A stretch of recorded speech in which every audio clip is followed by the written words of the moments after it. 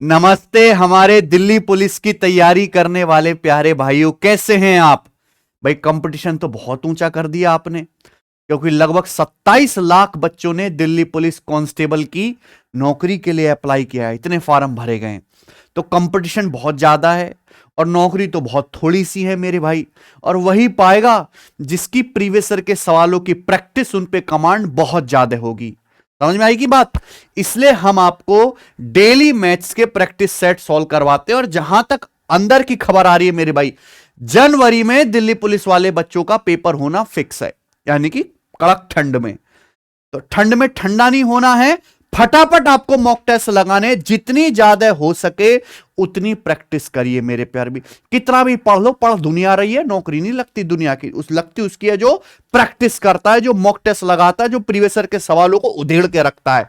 ठीक है। और हमने अपनी टेस्ट रैंकिंग एप्लीकेशन पर दिल्ली पुलिस वाले बच्चों के लिए मॉक टेस्ट फ्री किए। इसलिए तो किए मेरे भाई कि आप लगाओ ना भाई। जिस भी आप एग्जाम का पेपर देना चाह रहे हो, दिल्ली पुलिस कांस्टेबल का आपको पेपर देना, ये प्रीवियस ईयर का 68 टेस्ट फ्री क्यों है? आपके लगाने के लिए। इनको लगाओ, इनका इस्तेमाल करो बच्चों। ठीक है। और हम अपनी सिलेक्शन में यूट्यूब चैनल पे देखिए लगातार दिल्ली पुलिस के लिए एग्जाम पेपर करवा रहे हैं। ठीक है। और आज हम यहां पे 7th प्रैक्टिस सेट सॉल्व करेंगे। करें बच्चे? 7वां प्रैक्टिस सेट। आ जाइए दोस्त, मजा आएगा। ठीक है।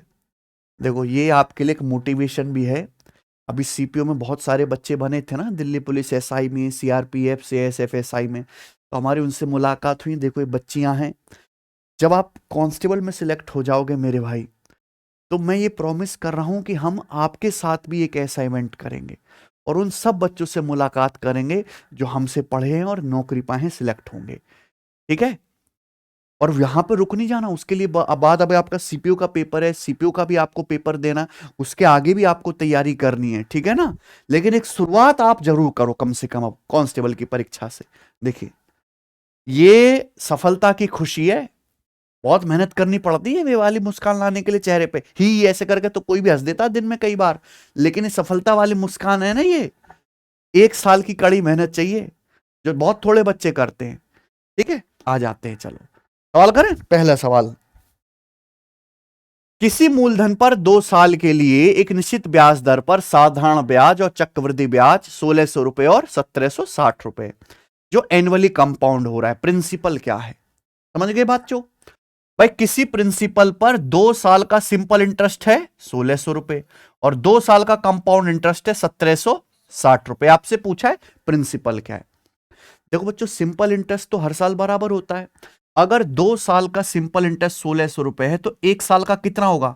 800 रुपए। पहले साल का सिंपल इंटरेस्ट 800 रुपए, दूसरे साल का भी कितना है? 800 रुपए। ठीक है। 2 साल का कंपाउंड इंटरेस्ट कितना है? 1700। यानी कि कंपाउंड इंटरेस्ट सिंपल इंटरेस्ट से कितना ज्यादा है? 160 रुपए। क्लियर है? 160 रुपए ये जो आपको एक्स्ट्रा ब्याज मिला है मेरे भाई, कंपाउंड इंटरेस्ट का मतलब ही है ब्याज पर ब्याज। यानी कि पहले साल 800 रुपए पर जो 800 रुपए जो ब्याज मिला, उसी पर आपको 160 रुपए एक्स्ट्रा ब्याज मिला होगा। समझ में आया कि नहीं? ये फर्स्ट ईयर का ब्याज और ये सेकंड ईयर का। यानी कि 800 रुपए पर ही 160 रुपए आपको ब्याज मिला, यानी कि कितना? 20%। अगर ब्याज की दर पूछा जाता, क्या आंसर होता? 20%। पूछा क्या है? प्रिंसिपल। भाई, पहले साल तो केवल आपको प्रिंसिपल पर ब्याज मिलेगा, यानी कि प्रिंसिपल का 20% ही कितना है? 800 रुपए। तो प्रिंसिपल का 20% 800 रुपए, तो प्रिंसिपल कितना होगा फिर? 20% के लो 800, 100% क्या आएगा? 800 का 5 गुना, यानी कि 4000 रुपए। तो 4000 का 20% ही तो 800 होता है। तो मूलधन कितना है? इससे आसान सवाल है कोई? आ जाते हैं। निम्नलिखित में से कौन सबसे छोटा है? देखो, सीतसल का सवाल है। 14 की पावर 1/3, 12 की पावर 1/2, 16 की पावर 1/6, 25 की पावर 1/12। देखो, यहां छोटी छोटी पावर है, फ्रैक्शन में 1/3, 1/2, 1/6, 1/12। तो इनका एलसीएम क्या है बच्चों? 12। तो आप सबकी होल पावर क्या कर दीजिए? 12। सबकी पावर 12 चढ़ा दीजिए। जो नंबर छोटा है वो पावर 12 करने के बाद भी छोटा रहेगा। अगर मैं इसकी पावर 12 करता हूं, 14 की पावर 1/3 की पावर 12, तो 1/3 से 12 4 बार कट जाएगा ना। यहां 12 की पावर 1/2 है, उसकी होल पावर करेंगे तो 12 की पावर 6। ये क्या आ जाएगा? 16 की पावर 1/6 गुणा 12, 16 का स्क्वायर। 25 की पावर 1/12 25 की पावर 1 हो जाएगा, होल पावर करेंगे तो। जाहिर सी बात है में सबसे छोटा कौन सा नंबर आएगा, ये 25 की पावर 1 25, ये 16 का वर्ग 256 है, ये भी बड़ा आएगा 25 से, ये भी बड़ा आएगा, तो सबसे छोटा ये आएगा, यानी कि फोर्थ नंबर 25 की पावर 1/12 यहां पर स्मॉलेस्ट आ जाते हैं। सवाल number 3, the area of rhombus is 336 square centimetre, length of one of its diagonal is 48 centimetre, what is the perimeter of rhombus. Rhombus का परिमाप देखिए, किसी रोम्बस का एरिया क्या होता है, 1/2 डायगोनल की गुणा। अब रोम्बस का एक डायगोनल यहां पर कितना दिया है, 48। बताइए बच्चों, तो क्या आप यहां से रोम्बस का दूसरा डायगोनल नहीं निकाल सकते, सेकंड डायगोनल, क्योंकि रोम्बस का एरिया दिया है 336, हाफ d1 d2 बराबर 336, 2 से 48 कितनी बार, 24 बार कट गया, और 24 एकम 24 और 24 चौका 96, यानी कि रोम्बस का दूसरा डायगोनल कितना आ गया, 14। बात समझे, पूछा है रोम्बस का पेरीमीटर, पेरीमीटर निकालना है तो रोम्बस की क्या निकालनी पड़ेगी बच्चों आपको, साइड भुजा। रोम्बस एक ऐसा समांतर चतुर्भुज जिसकी आमने सामने की भुजाएं समांतर हों और चारों भुजाएं बराबर हों। ठीक है बच्चों, यहां कॉन्सेप्ट ये लगेगा कि रोम्बस के जो डायगोनल हैं विकर्ण, वो एक दूसरे को क्या करते हैं, बाइसेक्ट करते हैं, समधि भाजित आधा आधा करते हैं। जैसे एक डायगोनल 14 है तो क्या आ जाएगा मेरे दोस्तों, हाफ हाफ 7 7, दूसरा डायगोनल है 48 तो ये हाफ हाफ हो जाएगा 24 24, ठीक है ना भाई। और ये रोम्बस के डायगोनल कहां काटते हैं, 90 डिग्री के एंगल पर काटते हैं। तो अगर ये 7 है 24 है तो 90 डिग्री के सामने क्या आएगा, 25, 7 24 25 ट्रिपलेट। तो रोम्बस की एक भुजा, प्रत्येक भुजा 25 आ गई, चारों भुजाओं का योग यानी कि परिमाप क्या आ जाएगा, 100 सेंटीमीटर। ऑप्शन नंबर, आसान सवाल एकदम। आगे चलते हैं, ये बताइए सवाल नंबर 4 करो, बहुत अच्छा क्वेश्चन है। P's income is 150% of Q's income and P's expenditure is 60% of Q's expenditure. Q saves 20% of his income, then how much percent does P save of his income? P अपनी income का कितना percent बचत करता है। सवाल में income खर्चा बचत को रिलेट करना है। देखिए भाई यहां पर दो लोग हैं, P और Q, यहां मैं लिख रहा हूं इनकम, तो डेटा बहुत आसान है, 100 मान के कर लें।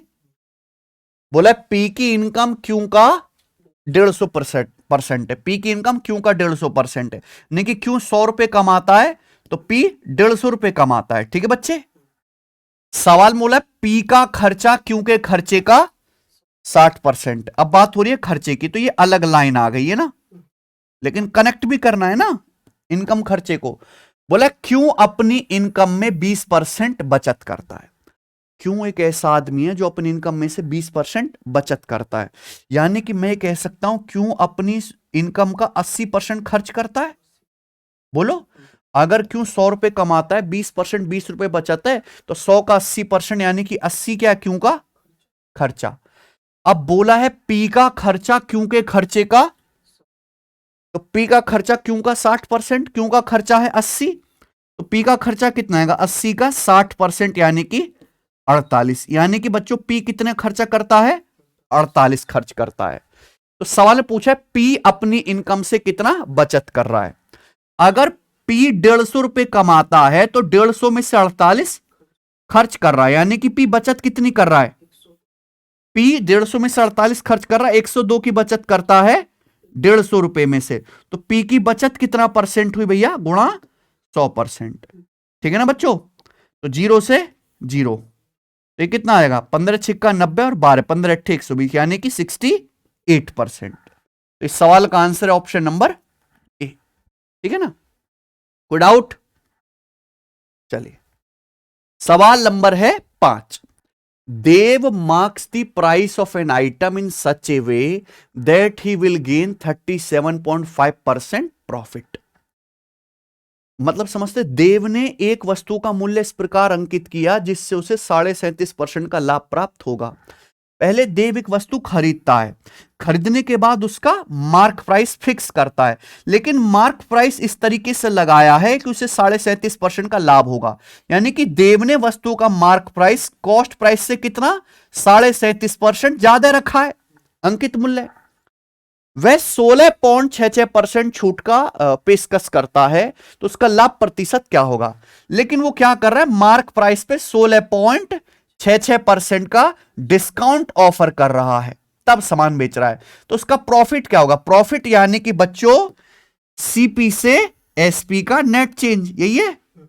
कैसे आएगा, ये मार्कअप है 37.5%, ये डिस्काउंट है 16.66%, टिपिकल परसेंटेज है इनका सक्सेसिव।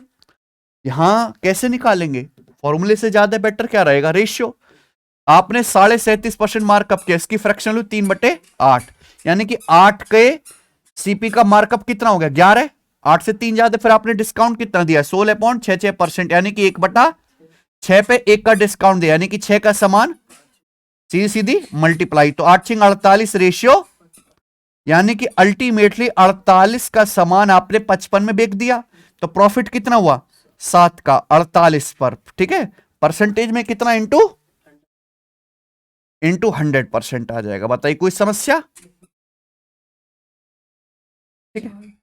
तो यहां 4 से 100 25 बार और 4 से 48 12 बार, ठीक है जी। तो कितना आ जाएगा ये, 12 दूनी 24, 2 सत्ते 14 प्लस 7/12, ठीक है।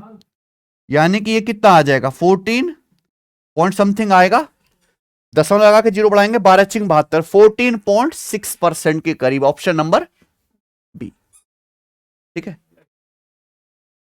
14 ये सवाल का आंसर हो गया। आगे चलें, अगला सवाल ही बताइए, सवाल नंबर है the price of petrol shot up by 5%। Petrol की कीमत 5% बढ़ जाती है। Before the hike the price was 82 रुपी पर लीटर। प्राइस बढ़ने से पहले कितना था 82 रुपए litre. A man travel 3045 kilometre every month and his car gives A mileage of 15 kilometre पर लीटर। यानी कि ऐसी गाड़ी चला रहा है कि 1 लीटर तेल में 15 किलोमीटर ही चलती है, ठीक है। What is the increase in the monthly expenditure, उसका मंथली खर्चा कितना बढ़ जाएगा इस ट्रेवल पर due to hike in the petrol price. जाहिर सी बात है पेट्रोल महंगा हो गया, आदमी का खर्चा भी बढ़ जाएगा। यही पूछा है कि आदमी का खर्चा कितने रुपए बढ़ जाएगा, रुपए में पूछा है, वो भी आंसर क्या है अप्रोक्स में। देखो बच्चों एक बात बताओ, पेट्रोल प्राइस बढ़ने से पहले 1 लीटर पेट्रोल कितने रुपए का है 82 रुपए का। अब पेट्रोल का प्राइस कितना बढ़ गया, तो 82 का 5% कितना आ गया भैया 5%, 1/20 यानी कि 4.1 रुपए। तो पेट्रोल का प्राइस 4.1 रुपए पर लीटर बढ़ गया, सही बात है। तो खर्चा भी इसी हिसाब से बढ़ेगा। आप हर महीने कितना ट्रेवल करते हो 3045 किलोमीटर। बताइए 1 लीटर तेल में कितनी गाड़ी चलती है, 1 लीटर तेल में चलती है 15 किलोमीटर, तो 3045 किलोमीटर गाड़ी कितने लीटर तेल में चलेगी 203 किलोमीटर आप हर महीने ट्रेवल करते हो। 1 लीटर पे कितना खर्चा बढ़ गया 4 पॉइंट, तो 203 किलोमीटर पे प्यारे प्यारे भाई कितना 4.1 रुपए पर लीटर बढ़ा है ना। तो आप सॉरी ये मैंने क्या निकाला यहां पे, सॉरी 203 लीटर आया ना, ये 3045 किलोमीटर आप ट्रेवल करते हो। 1 लीटर तेल में कितनी गाड़ी चलती है 15 किलोमीटर, तो कितना तेल लगा यूज हुआ 203 लीटर। तो अगर 1 लीटर पे 4.1 रुपए खर्चा बढ़ा है तो 203 लीटर में कितना खर्चा बढ़ जाएगा गुणा 4.1। तो सिंपल सी गुणा करनी है, तो 203 चौका पहले 4 में गुणा करते हैं 812, फिर 203 की 0.1 में 20.3, यानी कि आ गया बच्चे 832.3। यही है ना, ऑप्शन नंबर 20 सही है। देखो ये लेटेस्ट आया पेपर में सवाल, कुछ भी नहीं है, बस लैंग्वेज को थोड़ा सा घुमा दिया गया। आगे चलेंगे, दिए गए व्यंजक को सरल करो, इसको सिंप्लीफाई करना है। ऐसा नहीं कि आपको यहां पे स्क्वायर वगैरह निकालने की जरूरत है। ऊपर देखो ध्यान से, a + b² - a - b² कुछ पैटर्न दिख रहा है। अगर आप इस सवाल को ध्यान से देखेंगे तो यहां पर ये फॉर्मूला लग रहा है अलजेब्रा का a plus B square minus A minus B square. इसकी वैल्यू क्या होती है 4ab। बस यहाँ a की जगह 326 है और b की जगह 222 लिखा हुआ है, तो इसकी वैल्यू आ जाएगी स्टूडेंट 4ab, यानी कि 4 गुणा 326 गुणा 222 और अपॉन क्या है बेटा 652 गुणा 37। क्लियर है? आप बोलोगे हां जी सर बिल्कुल सही। तो 326 दूनी 600, 37 थी 111, तो 37 छिक्का हो जाएगा ये 222, तो 24/2 यानी कि 12। तो इस सवाल की वैल्यू क्या आ गई है 12। आ जाइए, express this as a fraction, बिल्कुल बेसिक सवाल। भाई इसको भिन्न के रूप में आपको व्यक्त करना है। क्या है 0.121212, यानी कि 0.1212 ही बार बार आ रहा है, 0.12 के ऊपर बार। हम अभी बैच में भी यही पढ़ा रहे हैं सिलेक्शन वे पर, है कि नहीं। इसको फ्रैक्शन में बदलना है, दशमलव हटा दो, बार हटा दो, 2 डिजिट के ऊपर बार है, 2 बार 9 से डिवाइड कर दीजिए। ठीक है भैया, ये कट गया 3 से, 3 चौक 12 और 99 को 33, 4 बटा पहला ऑप्शन सही है। ठीक है ना। आइए सवाल number 9। A spherical cell has an outer diameter of 20 centimeter and is 1 centimeter thick. What is the volume of material in the cell? देखो मान लो एक खोखला गोलाकार खोल है, खोखला गोला समझ लीजिए, उसका जो खोखला अंदर से है ना, तो इसमें जो मटेरियल इस्तेमाल हो रहा है इस खोखले गोले को बनाने में, उसका क्या पूछा है वॉल्यूम। इस स्फेरिकल सेल का बाहरी डायमीटर कितना है 20, तो बाहरी रेडियस कितनी होगी फिर कैपिटल आर, 20 का आधा 10। इसकी मोटाई 1 सेंटीमीटर की है, तो अंदर जो स्फीयर है उसकी रेडियस कितनी होगी, इंटरनल रेडियस 10 से 1 कम यानी कि 9 सेंटीमीटर। ठीक बच्चों, आपसे पूछा इसको बनाने में जो मटेरियल इस्तेमाल हुआ है, volume of material in the cell, spherical cell में जो धातु प्रयुक्त हुई है उसका आयतन पूछा है। इसका वॉल्यूम का फॉर्मूला क्या आएगा, बाहर वाले स्फीयर में से अंदर वाला घटा देंगे, 4/3 pi capital R cube minus small R cube. बस इतना सा फॉर्मूला आपको याद रखना है। बाहरी व्यास दिया है, बाहरी रेडियस आ जाएगी, थिकनेस घटा देंगे, इंटरनल रेडियस आ जाएगी, यहां वैल्यू रख दो। आंसर भी अप्रोक्स में है, पाई की वैल्यू यहां पे क्या लेनी है आपको 3 पॉइंट, तो 4/3 इंटू 3.14 इंटू कैपिटल आर यानी कि 10 का क्यूब 1000 माइनस स्मॉल आर 9 का क्यूब 729। ठीक है ना, तो 1000 में से हम लोग 729 घटाएंगे तो क्या आ जाएगा 271, 271, तो 271 आ गया और आंसर आएगा बेटा सीधा सेंटीमीटर क्यूब में।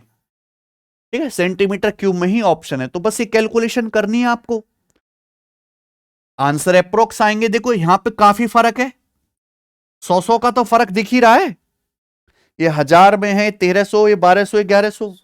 ठीक है, इतना फर्क तो हमारे लिए काफी है।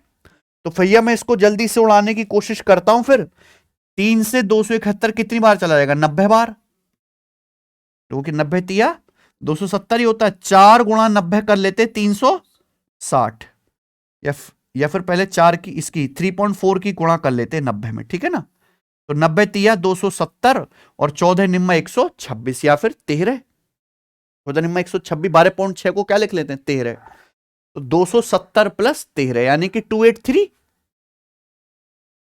283 का 4 गुना 1120 प्लस 12 यानी कि 1132।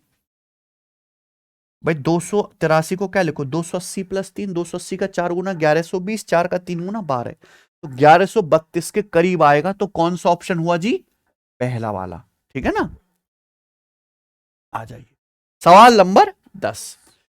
The set of real number includes which of the following, वास्तविक संख्याओं के समूह में निम्नलिखित में से कौन शामिल है, only rational number, only irrational number, both rational and irrational number, only whole numbers.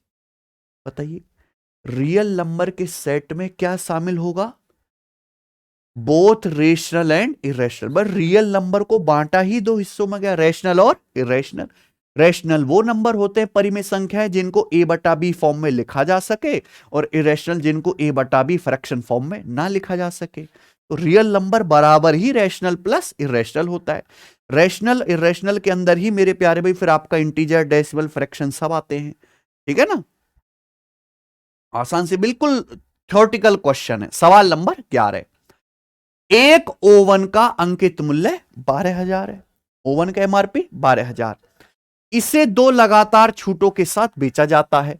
दूसरा डिस्काउंट 20% है and final selling price is 8,400। तो आपसे पूछा है फर्स्ट डिस्काउंट का परसेंटेज क्या है। ठीक है बच्चे, तो 12,000 के ओवन पर दो छूट दी गई है। अच्छा, डिस्काउंट आगे पीछे कैसे भी दो कोई फर्क नहीं पड़ता, नेट डिस्काउंट सेम आएगा। समझ में आया? बहुत इजी डेटा है, बेस्ट तरीका मैं आपको बता रहा हूं। एक ओवन का एमआरपी कितना है? 12,000, इस पे दो डिस्काउंट दिए गए। एक डिस्काउंट कितने का है? 20%।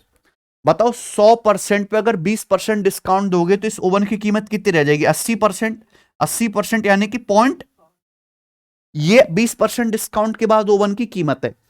इस पर एक और डिस्काउंट दिया गया है, एक और डिस्काउंट देने के बाद ही तो फाइनली इस ओवन को कितने में बेचा गया? 8400 रुपए में बेचा गया। तो यही पूछा, वो डिस्काउंट कितना है। कैसे आएगा? रेशियो ले लो, कोई एग्जैक्ट कैलकुलेशन की तो जरूरत नहीं है। तो डेसिमल से एक जीरो, दो जीरो से दो जीरो, तो 12 सत्ते, तो यानी कि कितना आ गया? 8:7। तो मैं कह सकता हूं सेकेंड डिस्काउंट देने पर 8 के ओवन की वैल्यू 7 रह गई। तो कितना डिस्काउंट है? 1/8 यानी कि 12.5%। ठीक है बच्चे, आ जाइए, सवाल नंबर है 12।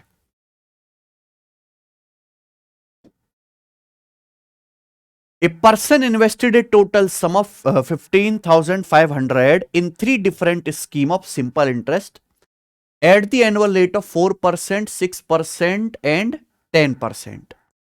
At the end of 1 year, he got same interest in all three schemes. What is the sum invested at the rate of 6%? भाई इससे आसान तो कोई सवाल ही नहीं है ना। ये सिंपल इंटरेस्ट का बहुत पॉपुलर क्वेश्चन है। अच्छा, हमारा एक यूट्यूब चैनल है कंसेप्ट किंग, नाम कंसेप्ट किंग है तो काम भी यही है भाई। इस पे हम ना डेली ऐसी वीडियो बनाते हैं जिसमें छोटे से 20-25 मिनट में पूरा कॉन्सेप्ट सिखा दिया जाए। ये सेम कॉन्सेप्ट मैंने सिखाया, ये देखो, सिंपल इंटरेस्ट का एंड गेम है ना। 24 मिनट की क्लास है, 8-10 सवाल करा दिए मैंने, पूरा कंसेप्ट सिखा दिया। तो इस चैनल को फॉलो करो, ये जो छोटी छोटी वीडियो बहुत काम वाली होती है भाई। ठीक है, आ जाओ। अब जैसे सवाल है, पूरी दुनिया को पता है कि सिंपल इंटरेस्ट बराबर क्या है? सिंपल इंटरेस्ट बराबर प्रिंसिपल गुणा रेट परसेंट गुणा, ठीक है, एक आदमी ने टोटल 15,500 रुपए इन्वेस्ट करे तीन अलग अलग स्कीम में, थोड़ा थोड़ा पैसा, ब्याज की दर अलग अलग है। तीनों स्कीमों में पैसा जो इन्वेस्ट किया गया 1 साल के लिए, यानी कि टाइम सेम है, एक एक साल के लिए। तो सिंपल इंटरेस्ट डायरेक्टली किसके प्रोपोर्शनल होगा? प्रिंसिपल गुणा। अच्छा, 1 साल के बाद तीनों स्कीम से क्या मिल रहा है? समान ब्याज मिल रहा है।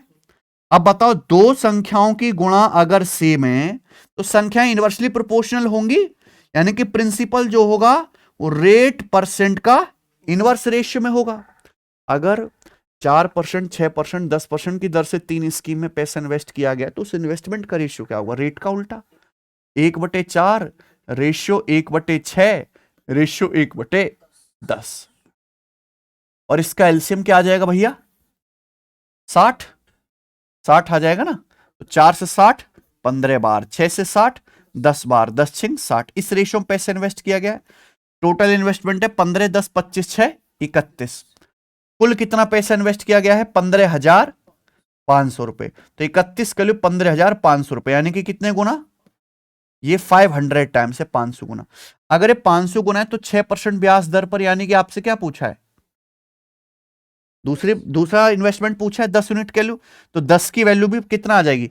500 गुना, यानी कि 5,000 रुपए। ऑप्शन नंबर यहां से बी सही है। बताइए, है ना आसान सा। आ जाओ, ठीक है। हाँ, सिलेक्शन वे एप्लीकेशन पर दोबारा से हमारा जो जीरो टू हीरो है, ठीक है बैच, उसमें आप पढ़ सकते हैं। इसकी क्लास हमने शुरू करवा दी है। फिर जो है अगला बैच बहुत टाइम के बाद आएगा। बच्चे कहते हैं कि सर जैसे ये बैच की क्लास शुरू हो गई है, मैं इसमें नंबर सिस्टम से पढ़ा रहा हूं, बिल्कुल सिंप्लीफिकेशन हमारा चल रहा है, बिल्कुल प्यार से तसल्ली से। इसके बाद हम परसेंटेज कराएंगे, अर्थमेटिक कराएंगे और डबल क्लास करेंगे, अर्थमेटिक भी और एडवांस भी। जैसे आपके एसएससी के पेपर अगले साल 2026 के कैलेंडर के हिसाब से मार्च अप्रैल से शुरू हो जाएंगे, तो अगर आप अब से पढ़ना शुरू करोगे तो जाके टाइम पे सिलेबस पूरा हो जाएगा। इस बार एसएससी उतना टाइम नहीं देगी जितना इस साल मिल गया, कि वेंडर पहले से डिसाइड है, कंपनी पहले से डिसाइड है, एआई आपका पेपर बना रहा है। तो जो बच्चे अब से पढ़ना शुरू करेंगे वो कुछ कर पाएंगे। और ये सारा लाइव बैच है और रिकॉर्डेड हम आपको साथ साथ दे रहे हैं। मैथ स्पेशल 2.2 बहुत सारे बच्चे पढ़ रहे हैं ऑलरेडी और बहुत खुश होकर पढ़ रहे हैं। ठीक है, तो जिनको वाकई में केवल पढ़ना है, टाइम वेस्ट नहीं करना, और ऐसा नहीं कि केवल कंसेप्ट प्रैक्टिस भी खूब करनी है, इससे बढ़िया बैच नहीं है। आप इसको ज्वाइन कर सकते हैं। आ जाओ सवाल नंबर 13। ए बी 7:5 के रेशियो में, बी सी 2:3 के रेशियो में, सी डी 4:5 के रेशियो में। तो आपसे क्या पूछा है? ए रेशियो डी। देखो ये बहुत बेहतरीन सवाल है और बहुत सारे बच्चों को आता भी होगा। देखो पैटर्न चला, ए बी का रेशियो, बी सी का रेशियो, सी डी का रेशियो। पूछा क्या? पहली संख्या और लास्ट की संख्या का रेशियो। तो कभी भी ऐसा रेशियो पूछा जाए तो जितने भी रेशियो इन सब की क्या कर देनी आपको? गुणा। भाई ए बी का रेशियो कितना है? 7:5। उसके बाद बीसी का रेशियो कितना है? 2:3। सीडी का रेशियो कितना है? 4:। इन सब की सीधी सीधी गुणा करेंगे और गुणा करने पर फाइनली क्या आएगा? केवल पहली और आखिरी संख्या का ही रेशियो बचेगा। ये पैटर्न में A B B C C D. ठीक है, कुछ कट रहा है क्या यहां पे? नहीं। तो 7 दूनी 14, चौका 56, रेशियो 75। तो 56 रेशियो 75, ऑप्शन नंबर सी हो गया जी। आगे चलें, सवाल नंबर 14 बताइए। ललित एक काम को 15 दिन में पूरा कर सकता है, लक्ष्मण उसी काम को 25 दिन में पूरा कर सकता है। वे 5 दिनों तक साथ में काम करते हैं। अच्छा, अगर बचे काम को ललित और देवन 4 दिन में पूरा करते हैं, ललित और देवन, तो देवन अकेले उस काम को कितने दिन में पूरा, देवन अकेले वो काम कितने दिन में कंप्लीट कर सकता है? देखो डेटा बहुत आसान है, एलसीएम से भी सवाल कर सकते हो आप, एलसीएम ले लीजिए। अब बच्चे वैसे ही करते हैं, पर मैं आपको एक नई अप्रोच और खोलना चाहता हूं, ध्यान से सुनेगा। यहां पे 2 लोग हैं, कौन कौन जी? ललित और लक्ष्मण। ललित 15 दिन में काम कर सकता है, लक्ष्मण 25 दिन में। दोनों ने साथ में कितने दिन तक काम किया? 5 दिन तक काम किया। फिर बचे काम को ललित और देवन ने 4 दिन में किया। ललित तो पुराना ही आदमी है, देवन नया आया है, यानी कि आप बताओ ललित ने कुल कितने दिन काम किया? 5 दिन ये और 4 दिन ये देवन के साथ, 5 दिन लक्ष्मण के साथ, 4 दिन देवन के साथ, ललित ने टोटल 9 दिन काम किया। ललित पूरा काम कितने दिन में करता है? 1 दिन में कितना करेगा? तो ललित 9 दिन में कितना काम करेगा? लक्ष्मण ने कितने दिन काम किया है? केवल 5 दिन। उसके बाद तो बचा काम ललित और देवन ने किया है। लक्ष्मण पूरा काम 25 दिन में करता है। 1 दिन में कितना काम करेगा? 1/25। 5 दिन में कितना काम करेगा? 5 से गुणा 5/, तो इन दोनों ने मिलकर कितना काम किया? नहीं निकाल सकते क्या बच्चों? ये 3 से चला गया, 3/5, और ये प्लस 1/5, यानी कि 4/, तो ललित और लक्ष्मण ने मिलाकर टोटल काम में से कितना किया है? 4/5। तो फिर बचा काम कौन कितना है? 1/5। टोटल काम 1 होता है, 1 में से 4/5 वर्क हो गया, तो बचा 1/5 वर्क। ये बचा काम किसने किया होगा? ये तो बचा काम ललित लक्ष्मण ने तो अपने हिस्से का कर लिया, देवन ने किया होगा, और देवन ने काम किया कितने में? 4 दिन में। यानी कि ये बचा काम देवन भाई साहब ने किया है 4 दिन में। ठीक है ना? देवन ने 1/5 काम 4 दिन में किया, तो देवन पूरा एक काम कितने दिन में करेगा? 5 से उधर गुणा, यानी कि ये तो पूछा है देवन अकेला पूरा काम कितने दिन में। कोई एलसीएम की जरूरत है? आसान तरीका है, बड़े बड़े सवाल ऐसे निपट जाते हैं। ठीक है ना? ये तो फिर भी इजी डाटा था। सवाल नंबर आखिरी करेंगे 15। बताओ बच्चों, suppose rupee x is invested and after 2 years at 5% simple interest, it yields rupee y interest. If rupee y is then invested for 2 years at 5% simple interest, it yields z rupee interest. Which of the following is true? x, y, z में relation बताना है। सवाल समझ रहे हैं? बहुत basic सवाल है। देखो, मान लो आपने x रुपए इन्वेस्ट करे, 2 साल बाद कितने की दर से? 5% की दर से। इस पर कितना ब्याज मिला? y। तो ब्याज क्या होता है? प्रिंसिपल गुणा रेट परसेंट गुणा टाइम। आपने x रुपए इन्वेस्ट किया, 5% ब्याज है, 2 साल में कितना ब्याज मिलेगा? तो आपको x का 10% ब्याज मिला, जबकि सवाल कह रहा ब्याज कितना मिला? y रुपए। ठीक है, ये बराबर y आ गया। इसी y रुपए को आपने 2 साल के लिए इन्वेस्ट किया 5% के साधारण ब्याज पर, फिर ब्याज कितना मिला इस पर? z। 1 साल में 5% है, तो 2 साल में कितना? तो y पे आपको 10% ब्याज मिलेगा, किसके बराबर है? z के बराबर। क्या पूछा? एक्स वाई जेड में कैसे आएगा? दोनों को डिवाइड कर दो, 10 से कट जाएगा, कोई सेम ब्याज है तो क्रॉस मल्टीप्लाई, y गुणा y, x इंटू जेड बराबर y गुणा y। बताइए कौन सा ऑप्शन हुआ? B option. कोई दिक्कत? ठीक है ना। इसी के साथ ये टेस्ट समाप्त होता है। आज का लेवल इजी था। आपने खुद से कितने सवाल सही कर लिए मुझे कमेंट में जरूर बताइए। मैं अपनी तरफ से पूरी कोशिश कर रहा हूं। 10 मॉक टेस्ट में पहले करवा चुका, 10 ये नए करवा रहा हूं। 20 मॉक टेस्ट तो हो गए थोड़े थोड़े करके। ठीक है, उसके साथ साथ ये जो कंसेप्ट किंग वाला चैनल है, इस पे देखे भोकाल सीरीज भी चला रहे हैं कि लौंडे हमारे शॉर्ट्स में भी थोड़ी सी पढ़ाई कर ले हैं, नाचना देखें बस दिन भर, तो इसको भी फॉलो करो।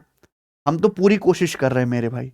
ठीक है जी, बस आपको मेहनत से पढ़ाई करनी है। चलिए, धन्यवाद, बाय।